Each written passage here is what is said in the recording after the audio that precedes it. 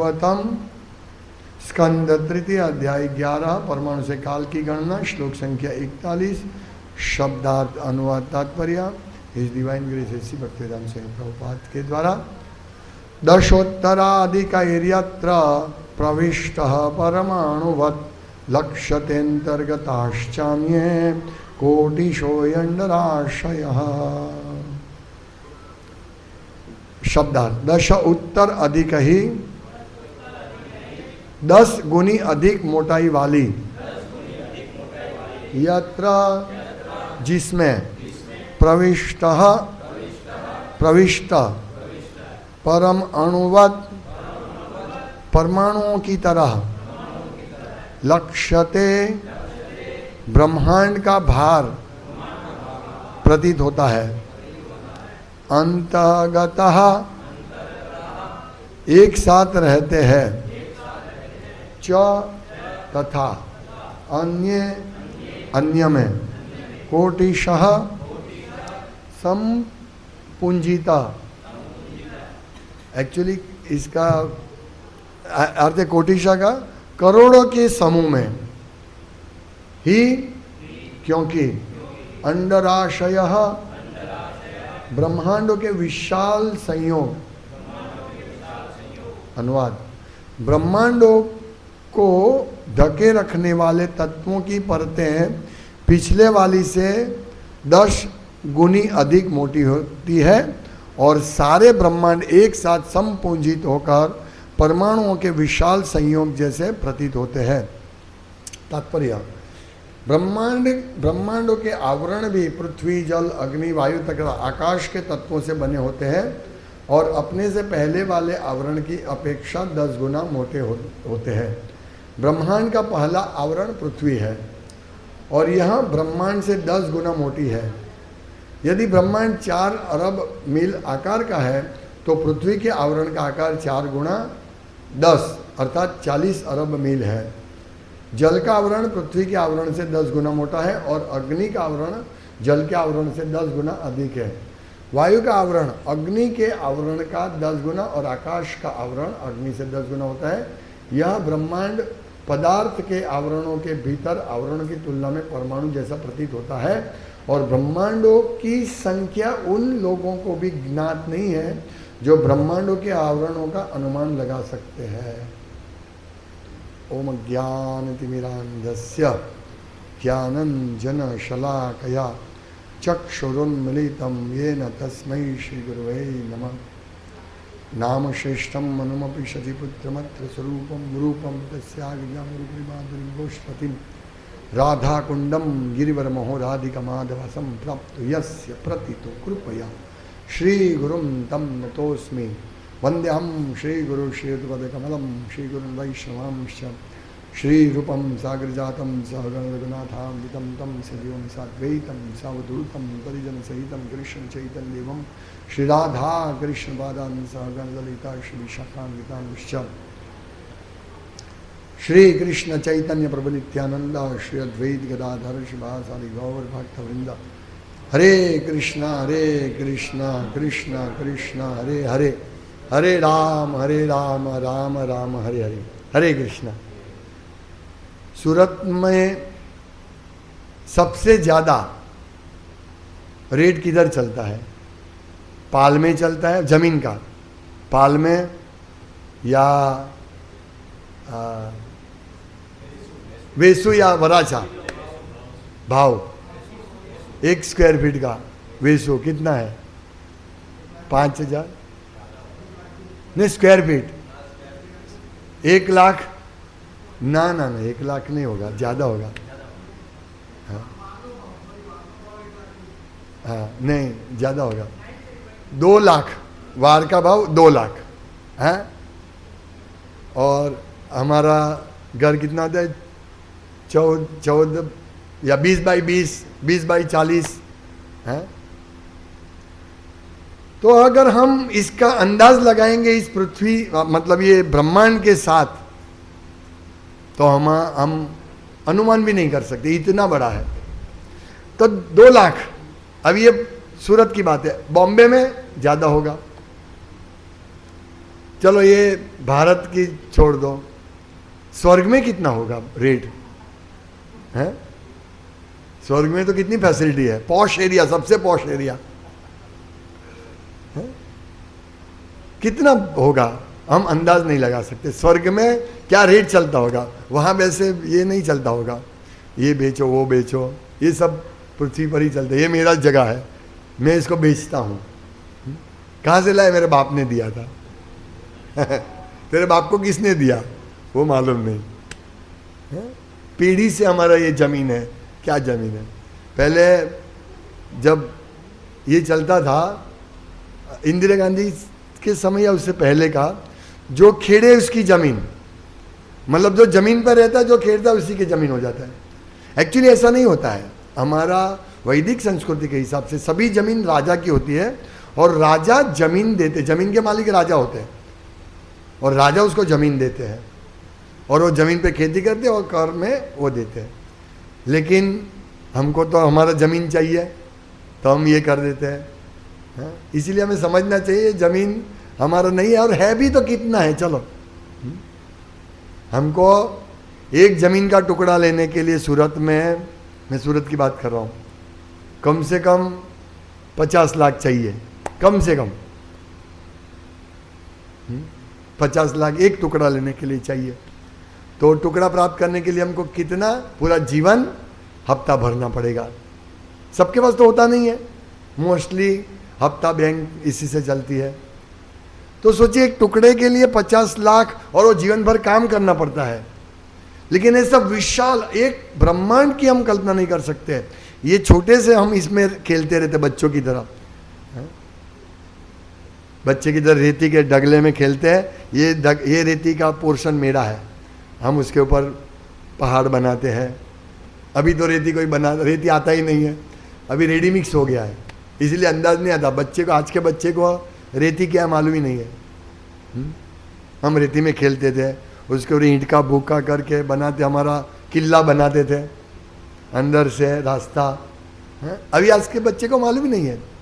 तो ये बच्चे जैसा खेल हो गया हम लोगों का। ये ज़मीन मेरा है, ये तुम्हारा ज़मीन है, मेरे ज़मीन पे आएगा तो मैं कोर्ट केस कर दूंगा, और सालों साल कोर्ट केस चलता है।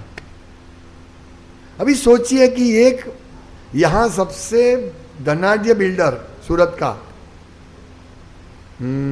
राजहंस वाले हो सकता है, राजहंस वाला सबसे धनाढ्य, 5,000 10,000 करोड़ के या ज़्यादा 50,000 करोड़ के मालिक, उसके पास कितना ज़मीन होगा? बहुत ज़मीन होगा। लोगों से पैसा ले लेकर ज़मीन लेता है ब्याज से। तो भी सोचिए कि भगवान कितने पैसे वाले होंगे। इससे हम अंदाज, भगवान के ऐश्वर्य का अंदाज लगा सकते हैं। पिछले श्लोक में क्या देखा हमने? 50 कोटि विस्तृतः, एक ब्रह्मांड 50 कोटि यानी 4 अब्बज माइल चौड़ा है। 4 अब्बज माइल,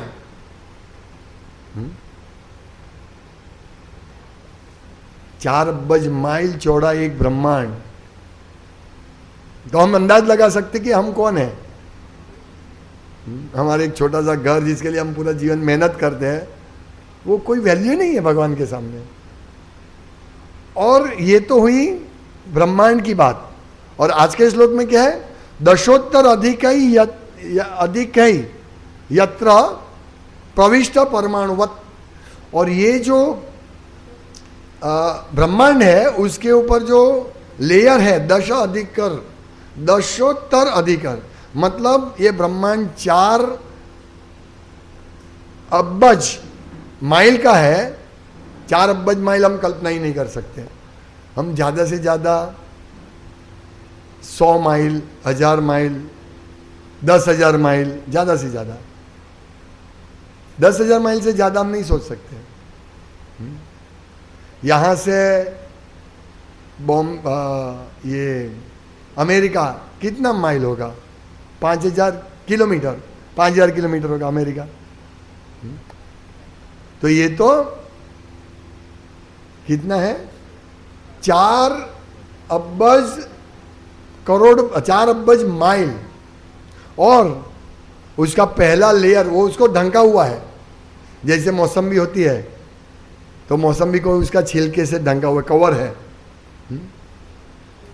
बादाम होती है, बादाम का एक कवर है, लेकिन पतला कवर है। लेकिन हम देखे आलू, आलू में इतना छोटा सा, आलू मतलब लाल आलू, आलू में अंदर का ये कितना होता है, बादाम वाला पोर्शन इतना होता है और आलू का लेयर ज़्यादा होता है। तो इसी प्रकार ये ब्रह्मांड एक अणुवत है, दिखता है अणुवत। ये 4 अब्ज माइल भी अणुवत दिखता है। उसका पहला लेयर यानी पहला पड़ कौन सा है, पृथ्वी, और वो क्या है, दशोत्तर अधिक है ही, वो उससे 10 गुना अधिक है। यानी ब्रह्मांड 4 अब्ज माइल है, तो ये पृथ्वी कितने, उससे 40 अब्ज माइल। पृथ्वी के बाद जल का आवरण होता है क्योंकि प्रत्येक आवरण उससे 10 गुना है। तो पृथ्वी, जल, अग्नि, वायु, आकाश और महत्तत्व, टोटल एनर्जी जिसे भौतिक जगत प्रकट होता है, वो उसका पड़ और अहंकार, ये 7 पड़ बना हुआ है। तो अहंकार का पड़ मैंने देखा, कैलकुलेट किया, 400 लाख गुना, मतलब ये चार गिनो, उसको 4 गिनो, करोड़ मत गिनो फिर करोड़ कर लिखा दे। ब्रह्मांड 4 जितना गिनो, यूनिट नहीं लगाओ, तो ये 400 लाख गुना ज्यादा है, मतलब 1 लाख गुना ज्यादा हुआ।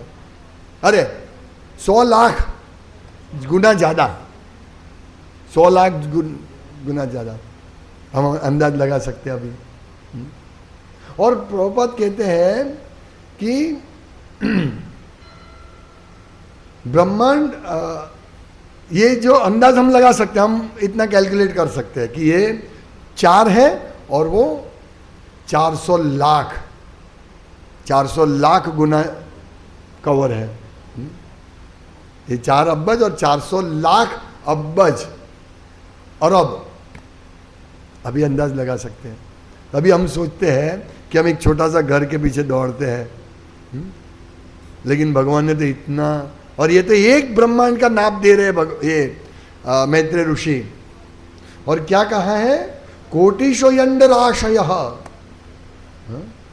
ये, और क्या ये जो एक ब्रह्मांड क्या है, परमाणुवत लक्ष्यते, प्रविष्ट परमाणुवत, मतलब ये जो पड़ जो है उसके समान, तो ये परमाणुवत लगता है। अभी हम हमारे आत्मा का वर्णन करें तो एक बाल के अग्रभाग के 1000 भाग, 100 भाग करो, उसके एक भाग को और 100 भाग, मतलब 10,000 गुना हमारा कम है, 1 डिवाइडेड बाय 10,000। तो अभी 400 लाख गुना ज्यादा है ब्रह्मांड, यदि अणुवत लगता है, इसीलिए कहते हैं प्रविष्ट परमाणुवत। ये जो लेयर में ये तो परमाणु लगता है, और ये तो है कोटिशो यंडराशयः, ऐसे करोड़ों ब्रह्मांड है।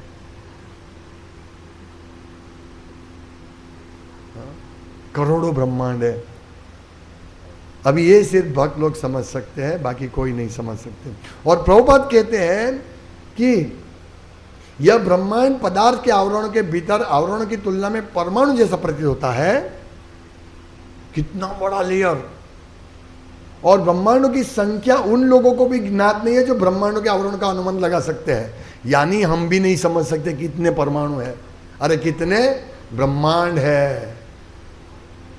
इससे ही हमारा वैराग्य आ जाना चाहिए। हम कुछ नहीं है, तुच्छ भी नहीं है, चींटी भी नहीं है, बैक्टीरिया भी नहीं है इस पूरे ब्रह्मांड के सामने, सोचिए। और भगवान के एकांश ने स्थितो जगत अस्मि, और ये तो एक अंश है, 3 अंश तो उधर है। त्रिपाद विभूति आध्यात्मिक जगत में है, अभी हम सोच सकते हैं, हम इस जगत में एक दुर्योधन क्या बोले, एक सौई की नोक भी नहीं दूंगा। अभी हम समझ सकते हैं ना। और वो किसने बोलते हैं, कृष्ण को। कृष्ण बोले भाई वो क्षत्रिय है। कृष्ण जब संधि कराने लेके गए, अरे गए कृष्णा, चलो मैं एक बार दूध बन के जाता हूं। दुर्योधन को बोला भाई दे दो ना यार, 5 गांव दे दो, जाओ। वो राज्य करना चाहिए ना उनको, क्षत्रिय है तो। लोग बोलते हैं ना कि ये कुरुक्षेत्र के युद्ध करवाया भगवान ने। नहीं, ये लास्ट ऑप्शन था युद्ध का। भगवान गए थे मनाने के लिए, भाई तुम मान जाओ ना, 5 गांव दे दो ना, क्या प्रॉब्लम है। वो बसा लेंगे, अपना जीवन चला लेंगे। क्षत्रिय तो राज्य तो करना पड़ेगा ना। नहीं, इतना भी जमीन नहीं दूंगा। अभी हम समझ सकते हैं, हमारा ऐसा नहीं होना चाहिए, हमारा ब्रॉड माइंडेड होना चाहिए। ये सब भगवान के, भगवान की सेवा में लगाओ भाई। जो भी हमको मिल रहा है हमारे नसीब में है। और ज्यादा के लिए प्रयास नहीं करो, अत्याहार मत करो। जितना है घर उतने में रहो। अगर थोड़ा बहुत समस्या है तो ठीक है, थोड़ा पैसे से और ले लो, लेकिन पूरा जीवन इसका EMI भरना पड़े इतना में मत जाओ। ये हमारी, हम देखो हम चींटी की तरह इकट्ठा करते हैं थोड़े एक एक। अभी बारिश आएगी तो चींटी सब इकट्ठा करके रखती है कि बाहर जाना नहीं पड़े। छोटा छोटा कण इकट्ठा करके। एक घर पे कल एक सेव का इतना टुकड़ा गिरा था, तो कम से कम 100 चींटी उसको उठा के लेके जा रही है, इतना छोटा सा टुकड़ा। हम भी ऐसे ही है। इतना 10 बाई 10 का घर है, कोली। इधर से एक जप करने के लिए 1000 राउंड मारना पड़ेगा, हरे कृष्ण का जप करने के लिए। इतना खोली है और हम अभिमान करते हैं मेरा बहुत बड़ा घर है। अभी मैं इससे बड़ा घर ले रहा हूँ, इसके लिए मुझे कमाना पड़ेगा। ये सब चल रहा है। हम अंदाज लगा सकते हैं क्या है, हाँ? और ये ब्रह्मांड एक साथ संपूजित होकर परमाणु के विशाल संयोग जैसा प्रतीत होता है। कोटिशो अंडरात आशय, ये जब करोड़ों ब्रह्मांड ऐसे लगते हैं। और हम क्या है क्या, क्यों भक्ति नहीं करते हैं, क्यों तीव्रता से भक्ति नहीं करते। करना चाहिए समझ के। हमारे पास घड़ी, टाइटन वॉच में हम देखते टाइम पास हो रहा है, टाइम हो टिक टिक टिक टिक, आज का दिन गया, कल का दिन गया, परसों का दिन गया, 2024 गया, 1970 गया, सब गया घड़ी में। वो गया कुछ नहीं है, क्या गया। यहां तो अब द्विपरार्ध की बात कर रहे हैं ये चैप्टर में। अभी द्विपरार्ध का खत्म किया, पूरा किया विषय, अभी ब्रह्मांड का विषय ले रहे हैं। देखो वो सब हमारी गिनती के बाहर है। द्विपरार्ध भी हमारी गिनती के बाहर है, और ये ब्रह्मांड का लेयर भी हमारी गिनती के बाहर है। हम समझ सकते हैं ना। अभी तो भाई देहात्म बुद्धि से निकलो। कल बता रहा था ना मैं कि हम, ये शरीर ही हमारा नहीं है, शरीर ही हमारा नहीं है। हम बोलते हैं शरीर मेरा, तो जमीन कहाँ से हमारी होगी। जिस जमीन में तुम गिरने वाले हो वही तुम राख बन के गिर जाओगे। एक कहानी हम पढ़ते थे स्कूल में। एक आदमी को बोला तुम जितना दौड़ सके उतना दौड़ो, सुबह से शाम तक। सूरज ढलने के बाद जहां से तुमने शुरू किया वहां आ जाना है, उतना जमीन तुम्हारा, जाओ। अच्छा, वो दौड़ने लगा, एक जगह से शुरू किया, दौड़ा दौड़ा पूर्व, फिर दक्षिण, फिर अरे पूर्व उत्तर, ऐसे पूरा स्क्वायर में दौड़ा दौड़ा दौड़ा। अभी टाइम है, गर्मी बहुत लग रहा था, ठीक है। अभी तो फिर शाम को अभी हमें जाना पड़ेगा। ऐसे करके दौड़ के आया तो सूर्य अस्त हो रहा है, और वो सिर्फ थोड़ा ही दूर था, 6 फीट दूर था, और गिर गया और मर गया। तो उसका बोध क्या है, उसको कितना 6 फुट जमीन चाहिए। इसके लिए पूरा जीवन, वो पूरा दिन दौड़ा दौड़ा दौड़ा दौड़ा, घूम के आया, उससे पहले मर गया। हमारा ऐसा ही है, ऐसा सेम है। अभी हमारा विमान क्रैश हुआ, अभी बहुत दुखद घटना हुई, सब लोग धनी होंगे, सबका जमीन इधर का इधर रह गया, वो चले गए। ऐसे हमारे साथ होने वाला है। हमें चाहिए कितना? 6 फुट जमीन। वो तो हमको तो नहीं चाहिए, सन्यासी को चाहिए। हमको तो इतना लोटा चाहिए, इसमें राख आएगी, ज़्यादा नहीं चाहिए हमको। एक पोटला चाहिए बस हमारे लिए। फिर हम कितना जमीन, इसीलिए जितना है चला लो। एक भक्त बता रहा था मुझे कि प्रभु अभी मेरा पैसा अभी मुझे थोड़ा कमाना है, लेकिन क्यों अभी इस उम्र में क्यों कमाने का, छोड़ो ना। नहीं प्रभु, ये आवक से मेरा पोसाता नहीं है। अभी मैं आवक बोलूँगा तो एवरेज हमारे भक्त है उससे डबल आवक है एवरेज भक्तों की। फिर भी बोलते हैं कि प्रभु नहीं पोसाएगा, भविष्य क्या होगा। हम ऐसे सोचते क्या होगा भविष्य, विमान उड़ गया, क्रैश हो गया, क्या है भविष्य? कुछ भविष्य नहीं है। ये हम लिख देते ये मेरा जमीन है, कोई भविष्य नहीं है, कुछ नहीं है हमारा।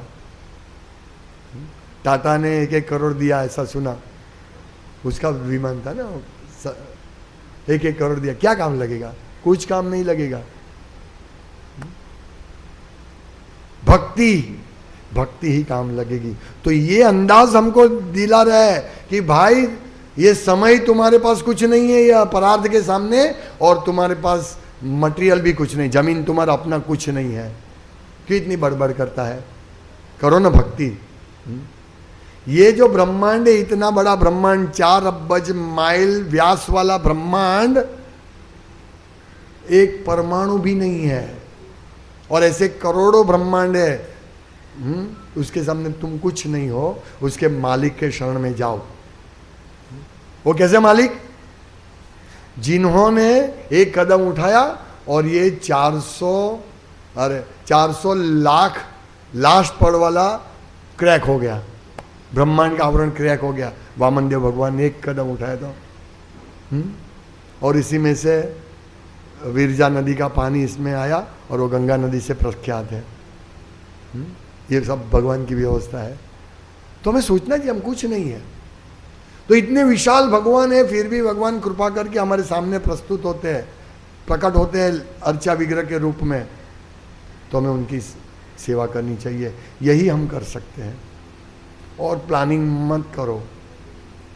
थोड़ा बहुत जो भी मिलता है हमारे भाग्य से।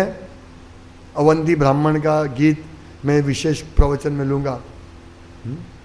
वो अवंती ब्राह्मण था, वो इतना कंजूस था कि वो बहुत कमाता था पैसा, लेकिन अपने लिए भी खर्च नहीं करता, परिवार को भी नहीं देता था। पैसा बहुत कमाता था वो, परिवार को भी नहीं देता था। तो क्या हुआ, परिवार वाले ने धीरे धीरे उसमें से चोरी करना शुरू किया। चोर आके चोरी करके लेके गया, ऐसा आग लग गया, सब धन चला गया। अभी इसके पास कुछ धन नहीं रहा, परिवार वाले ने उसको भगा दिया, जाओ। फिर उसको भगवान की कृपा से उसका भक्ति का अंश था। फिर वो लेमेंट करते, मतलब ओ हो मेरा सब चला गया। फिर तुरंत उसको है, कोई बात नहीं, ये भगवान की इच्छा है, मेरा गया वो भगवान की इच्छा है। तो ऐसे हमको सोचना चाहिए। ये फिर वो भक्ति के इसमें आगे बढ़ता, और उसने इतना सुंदर ये गीत, उसको क्या नाम बोलते हैं इसका गीत, अवंती ब्राह्मण का गीत, वो गीत उसने ये किया है, वो मैं विशेष क्लास में लूँगा, बहुत सुंदर है। तो हमको ये वैराग्य आना चाहिए, भक्ति करना चाहिए। चलो वैराग्य छोड़ो, भक्ति अच्छी तरह करना चाहिए, और उसका नाम वैराग्य है, ज्ञान और वैराग्य। कि हमको डिटैचमेंट हुआ कि नहीं, कि अभी भी हम दौड़ रहे हैं, पैसे कमाने के लिए दौड़ रहे हैं, अत्याहार कर रहे हैं। अभी जितना पैसा है जैसे कमा रहे हैं वो ठीक है, या और चाहिए, और 2 शिफ्ट करनी है, और तीसरा धंधा करना है। ये हमें सोचना चाहिए इस श्लोक से कि हमारा कुछ नहीं है, सब इधर का इधर रह जाएगा। और हम सोचते हैं कि ये तो मेरे बेटे को दे रहा हूँ। तुम्हारा बेटा कौन है तुम्हारा बेटा? जब चित्रकेतु का हर्ष शोक बेटा मर गया, फिर नारद मुनि उसको जिंदा किया, तो बोला ये मेरा बेटा जिंदा हो गया। बोला मैं किसका, मैं आपका बेटा थोड़ी हूँ, तुम कौन हो, आप कौन हो, मैं तो भगवान का अंश हूँ। ऐसे ही है, हम बोलते हैं मेरे बेटों के देके जा रहा हूँ, वो बेटा तुम्हारे पिछले जन्म में दुश्मन होगा तो चलेगा, वो चलेगा, लेकिन अभी तो बेटे के लिए मेहनत कर रहा हूँ मैं। कोई भी व्यक्ति अपने लिए मेहनत नहीं करता है, बेटे के लिए कर रहा है, तो बेटे के लिए कर रहा है, यही चल रहा है। और इसमें गच्छति जगत ऐसे चलता है चलता है चलता है, और एक दिन हमारा प्लेन क्रैश हो जाएगा, मर जाएंगे। तो हमें ऐसा नहीं करना है, हमें भक्ति जितना ज़्यादा समय मिले भक्ति करना है। क्योंकि भक्तों को समय मिलता है तो सोचते हैं अभी मेरे पास 2 घंटा समय मिलता है, चलो कुछ एक्स्ट्रा काम कर ले, एक्स्ट्रा पैसा कमा ले। क्यों? एक पावड़ा लेके जमीन खोदेंगे तो जो जितना पैसा जमीन खोदने का मिलता उतना ही मिलेगा। सेठ बोलेगा 10 मिनट तुमने काम किया, ज़्यादा सेठ नहीं बोलेगा भाई 10 मिनट का ज़्यादा दो पैसा। इसीलिए मजदूर खड्डा खोदते हैं फिर बैठ जाते हैं, या कड़िया आता है घर को ईंट बनाते फिर बैठ जाते हैं। क्यों? क्योंकि उसका इतना ही मिलने वाला है, एक दिन का 1200 रुपया मिलता है कड़िया को, बस 1200 ही मिलता है, तो 1200 मिलता है तो मैं ज़्यादा क्यों काम करूं? कड़िया ऐसा है। फिर उसको कॉन्ट्रैक्ट देते हैं, भाई कॉन्ट्रैक्ट ले ले, तो वो 1-2 दिन का काम एक ही दिन में निपटा के चला जाता है। तो हमें कड़िया जैसा बनना है भाई। 12 घंटे मतलब जो मुझे 1200 रुपया मिलता है तो मैं ज़्यादा काम क्यों करूं? धीरे धीरे काम करो ना। लेकिन हम कॉन्ट्रैक्ट सिस्टम में आ गए, इसीलिए 2 दिन का काम 1 दिन में करते हैं। इसीलिए हम मेहनत, इसीलिए भक्ति का समय नहीं मिलता है, इसीलिए हम सब दीक्षित भक्त रोज मंगलादि में नहीं आ सकते। इसका कारण यही है, हम डबल काम करना शुरू कर दिया हमने। करो जितना जरूरत उतना काम करो, क्यों एक्स्ट्रा काम करने का? पैसा तो उतना ही मिलने वाला है।